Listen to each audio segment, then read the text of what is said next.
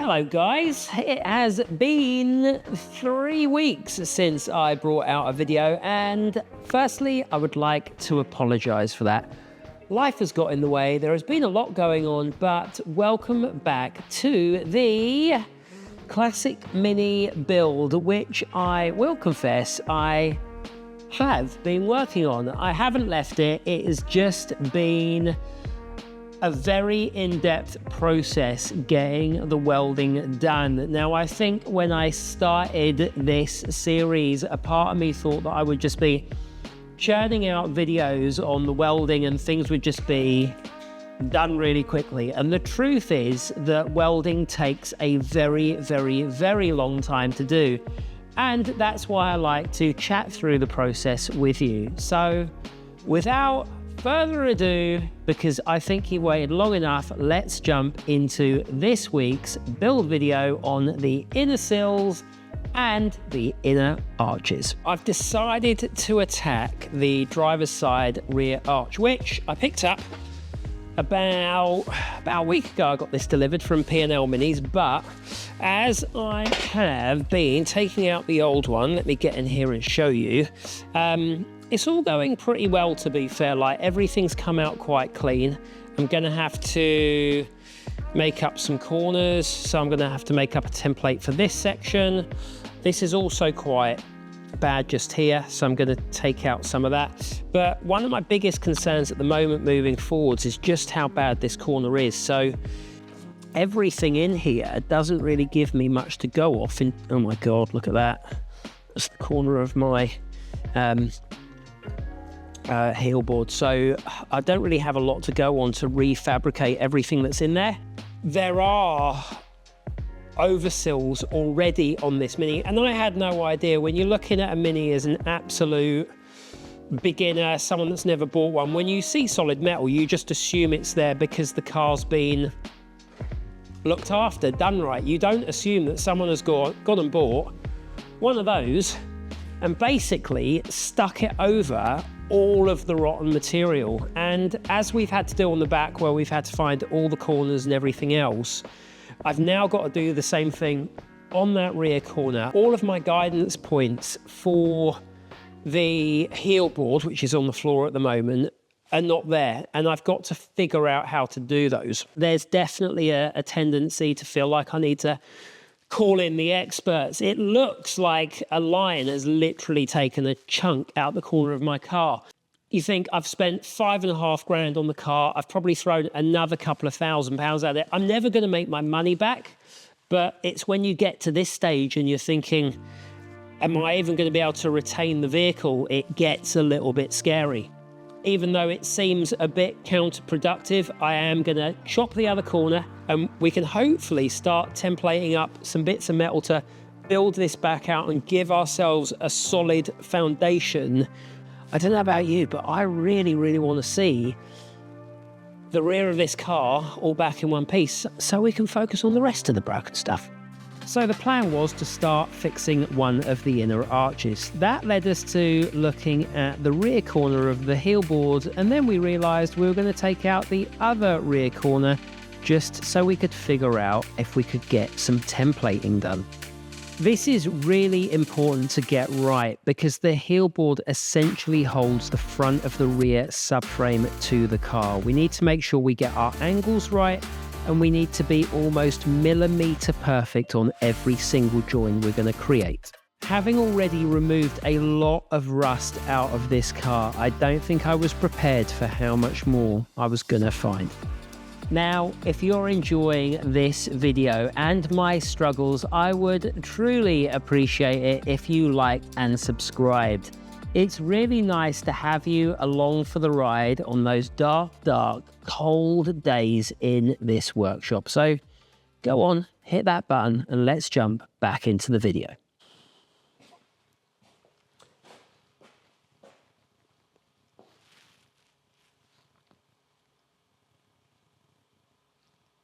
It's weird, like, I've cut so much out of the back corners of this just to get an idea of what is going on with where panels should have been. And Halfway through, again, I was just like, we've committed now. But I actually feel a lot better because I can see good metal. I can see where things should line up. And I also know that if money was no object, then I could just order in all the panels I needed. But instead, this process is really forcing me to actually understand how to fabricate some of these parts. And I know it's never going to be perfect, but when I finish this, I know I'm going to sit back and kind of think, wow, I did all of that myself. We've got this exposed edge, so this inner metal from our door pocket.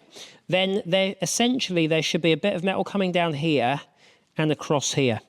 This is the first time that I've actually used a metal bender, and it is absolutely perfect for when you're trying to fabricate shapes with standard bends in. Not so good for curves, but for anything like this, it works really, really well. This is what I've made, which essentially was looking like just 3 bends, but I've put a lip on it on the end because I wanted to add a little bit more strength. Look at that. Now, I don't know about you, but I'd say that's pretty spot on. We've got this nice lipped edge now, which will mean I can do some plug through welds on that as well, and that will just give us a really, really strong heel board. A few people have said to me, Josh, why are you bothering making your own panels when you can buy them? I think one day we're going to get to a point where we can't get the panels that we need. And whilst I can still get them, I think this is basically the perfect time to learn these skills so that if I screw up and I can't do this or I get it wrong, I can click buy it now and have a panel here in a couple of days. So let me take you through what I've learned in turning this into something like this. The first thing that I've learned to do, because these are going in the corners and I want to put some strength in, is we're going to put the lip on first, because you want to bend that before we start bending this through the machine on the 3 angles that we need. All I am currently doing is using my straight edge. I'm going for about 1 centimetre on there, marking it off. Happy days, that is straight. We'll get all that clamped in, bend that first edge up, first job done. Now, I know you're probably wondering why I'm using a hammer when I've literally got something here that will bend my metal into any angle I want. And the reason is I've found that when you're trying to bend such a small bit of the metal, if we had more of the sheet through, it bends a lot easier. But because we've only got this tiny little lip, it's 1.2, so it's a thicker gauge than the 0.9 that I've been using before. It's not working. So hammer, I've actually got a better hammer than that, which we'll use, and we're just going to smash this straight. At the end of the day, I'm going to achieve exactly what I want, and then we can start forming the main bends. I've marked off my lines where I'm going to put my bends in this way. Now, obviously, because we've put a lip on this end, what that actually means is we're going to have to cut a 90-degree V in each of those. And what we'll also do is actually cut onto the flat a little bit, so there'll be a tiny little notch just there. And the reason for that is when it bends, it's not going to cause like a little ripple or anything there. So again, no idea if it's the right way to do it. It's worked on the other side for me. I've got my template up on the board as well in terms of where my angles need to be. So I'm going to start by cutting those and doing my first bend. And remember, as we feed this through the machine, this is going to go in straight. We're going to bend this angle first. Once we've done that one, we'll bend this angle second. If we were to do this one first, then we'd be kind of struggling coming back on ourselves. So you really have to kind of think, if you're going to buy yourself a sheet metal bender, which bends you put in first and how everything goes together. I think the more you get into this, the easier it gets. Well, same as anything, right? But yeah, just trying to make sure we get our first angle correct, which is quite shallow, to be fair. So, confession time. I started making this so perfectly like the other piece that I made it for the same side again. So I've just spent the last hour doing this. There we go. So here is our new piece. And as I was saying before, you have to think about which side you're going through on first. And if this has gone correctly, we should get a really good fitment on that, which means when we put it up to the car and we get it welded in, it will give us the exact right distance for getting the heel board on, which means we can get the subframe on, which means we might suddenly have something that looks like a car again. What it's basically meant I've been able to do is create what I think of as a blank. We've left enough length on there that I can chop off extra metal if I need to. We've created the lip on the front, and the reason for this is that I wanted to make sure there was as much strength going back into these panels as possible, and I don't even have an original one to look at. Now, let me show the other thing I was talking about when I was talking about the heel board and the fitment. This is the side that will be having our subframe mounted to, and we also know that the distance from these holes to these holes are exactly right for getting that subframe mounted. Knowing that means that when we get our little blanks, as I call them, and we put them into these corners. I'm just going to show you upside down because it's a bit easier, but if we get in here, that slots in there, that will weld on. We're going to get this offered up to here, and rather than cutting any more good metal off the car, we're going to cut off metal off of our fabrication panel. And as well as that, I've left enough extra on the bottom here that the plan is I'm going to cut a bit more of the rear floor away because I'm still not entirely sure what I'm going to do there, but I'm going to allow myself to have enough metal to fix that at a later date. They are just at the moment held in place with a couple of these little butt welds, but you can see that side is now giving us some structure.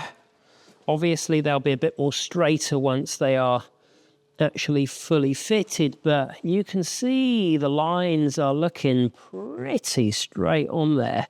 Ever since I started working on these corners of the car, a massive concern for me was always knowing how things kind of matched up, because we lost a lot of our guidances. You know, we didn't have the corners of our heel board, we didn't have the corners of our floor, we didn't have our inner sills, we didn't have our outer sills. So it's been a real challenge, especially as a complete amateur, to get those things sorted out. But we did have a couple of guide points that we could go off. Firstly, we knew basically the line of our heel board, so we knew we could get this edge flat. As well as that, coming further back here, once I found my good metal on the inner sill, I was able to kind of determine what angles I was going to need for the inner sill to come here.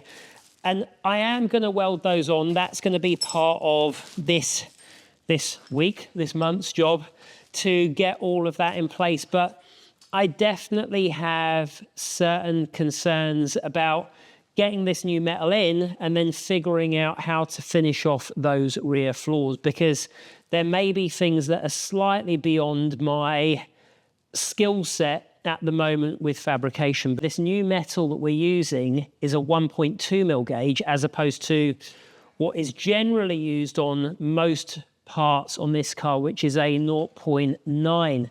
And again, the reason for doing that is we have the opportunity to over-engineer, use better metals, and essentially end up with a better, stronger Mini. I also welded in the rear arch to give us a bit more strength and make sure our measurements were correct.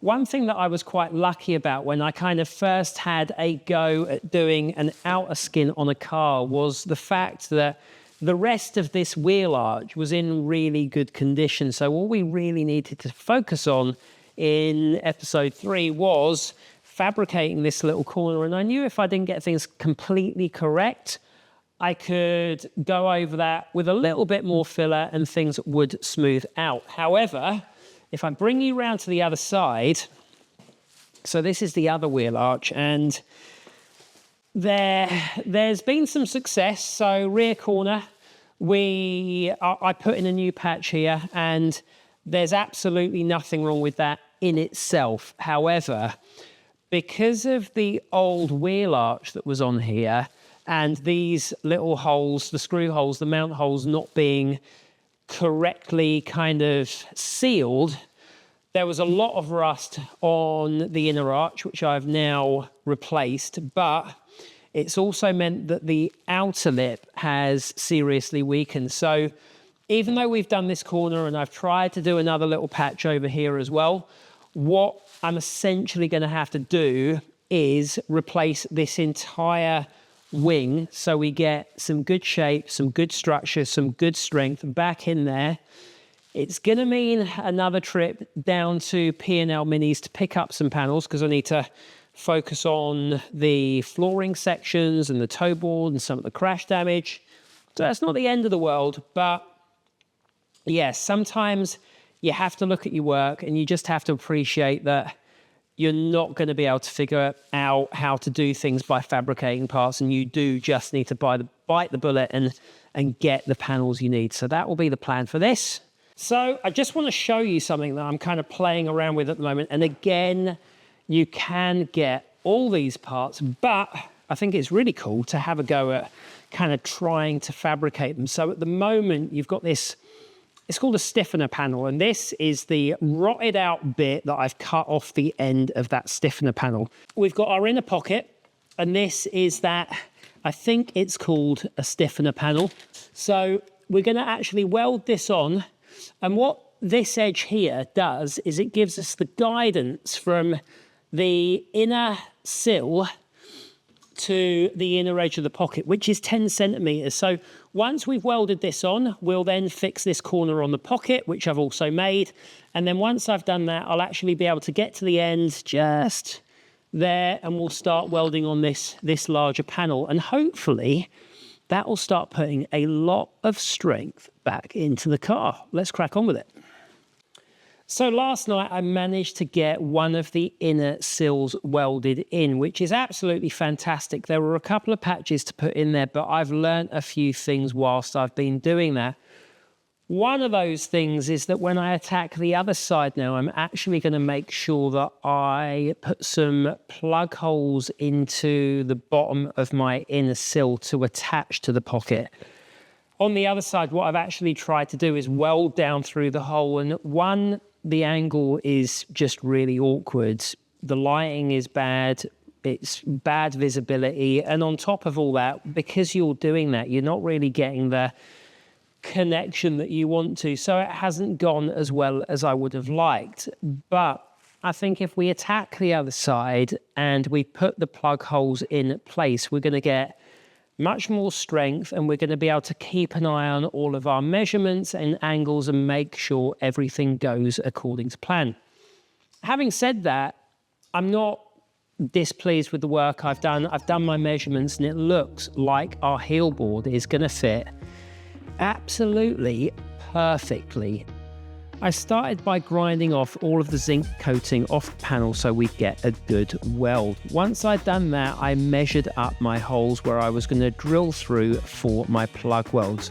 I couldn't use the joggler on this because it was too far into the panel, so a standard drill would just have to do. After that, it was just grinding off the holes ready to weld. I think it's fair to say there may just be light at the end of this very long tunnel.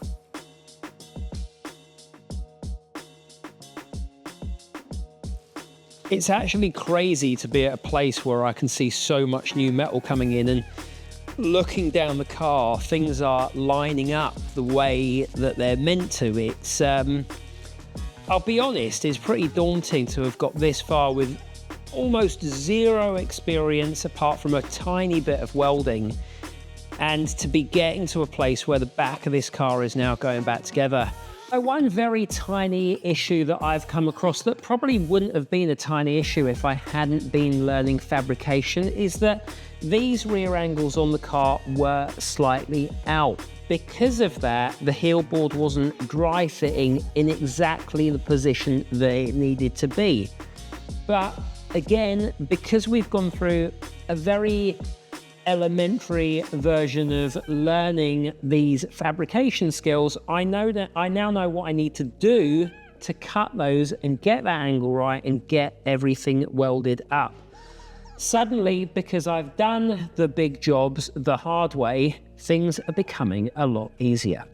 So let's have a little think about what I've got done so far on the car. We have removed the rear subframe. It has been away for powder coating. We have welded up both inner arches. We have fixed the shock turrets on the rear of the car. We have removed the boot, replaced the boot, put in a new battery box. We have also fabricated 2 inner sills. We're going to be replacing the outer sills. So would I buy this car knowing what I know now? Probably not. But let's face it, if I hadn't bought such an absolute rotter of a car, I wouldn't be seriously leveling up my fabrication and welding skills. And not only that, we've got so much more to come with the car in terms of painting it.